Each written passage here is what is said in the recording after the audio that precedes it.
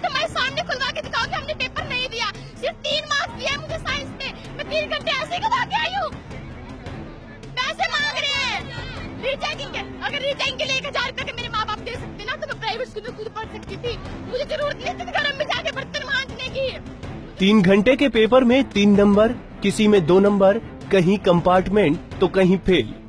10वीं के रिजल्ट में हरियाणा शिक्षा बोर्ड ने जो लापरवाही भरा कारनामा किया, उसने बोर्ड की खूब फजीहत की। लेकिन उस कारनामे पर मिट्टी डालने के लिए जो रिवाइज्ड रिजल्ट जारी किया गया, उसकी पोल ये स्कूली बच्चियां खोल रही हैं। ऐसे कहना चाहते कि हमारी शिट हमारे सामने खुलवाओ। अगर हम गलत है तो हम मानते कि हमने कुछ नहीं किया। सिर्फ 3 मार्क्स देने का कोई हक नहीं है उनको। सिर्फ 3 मार्क्स में 3 घंटे में सिर्फ 3 मार्क्स किए हैं। 3 घंटे में बहुत कुछ कर देता है। कहते हैं ना, दुनिया बदलने के सिर्फ 1 सेकंड लगता है। कैथल स्कूल की सोनिया अकेली नहीं है जिसकी ये शिकायत है। कई और स्कूली बच्चियां शिक्षा बोर्ड की इस हरकत का खामियाजा भुगत रही हैं, जिनका पूरा साल बोर्ड की कथित सॉफ्टवेयर समस्या की भेंट चढ़ गया। मेरा नाम प्रिया शर्मा है और मेरी मम्मी चक्की चला के सबका गुजारा कर रही है। ठीक है, माना चाचा और कमाते हैं बाहर है, फिर हम मेरे पापा बाहर रहते हैं और मेरी मम्मी हमें पढ़ाती है। दिन रात हम 7 बजे घर जाके मम्मी पापा की शक्ल देखते थे। ऐसे कि हम साइंस और मैथ में कुछ नहीं करके 2-3 नंबर दे रखे हमें आगे अगर नहीं पढ़ाया हमारे पेरेंट्स ने। हम 4 बहनें हैं। अब एक विकल्प पेपर की रीचेकिंग का है, जिसके लिए हर पेपर के लिए 1000 रुपए चुकाने होंगे। लेकिन गरीब घरों की बच्चियों के लिए ये मुमकिन नहीं।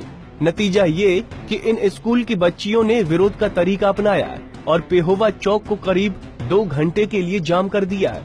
इस दौरान शिक्षा अधिकारियों की भी नींद टूटी। वो मौके पर पहुंचे और बच्चियों को समझाने की कोशिश में जुट गए। रिजल्ट दोबारा आने से हम फेल हो गए हैं, उनकी लिस्ट लेके उनका चेक कराया जाएगा। भिवानी बोर्ड भेजा जाएगा उनकी अपील को, फिर वहाँ से उसको चेक कराया जाएगा। उनके 1100 रुपए। चलो अभी तो हम उससे अपील करेंगे बोर्ड से कि इन बच्चों का अपनी तरफ से अपील करेंगे, इन बच्चों का किया जाए, इनके ऐसे कंप्लेंट आई है।